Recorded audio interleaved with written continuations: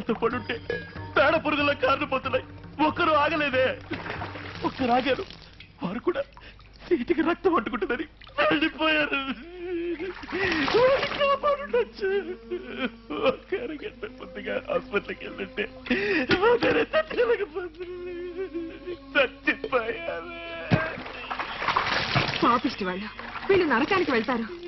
తెల్లారింట్లోంచి వెళ్ళి రాత్రి తిరిగి వచ్చే వరకు అది తప్పు మీద తప్పులే. రామం, నువ్వు ఒక్కడివి ఈ లోకాన్నేవి మార్చలేవురా. లోకంతో కలిసి బతకడం నేర్చుకో. మార్చలేకపోవచ్చు, కన్నీరు వదలొచ్చుగా. కోరంత కరుణకి ఆశపడ్డావు తప్ప చెప్పండి.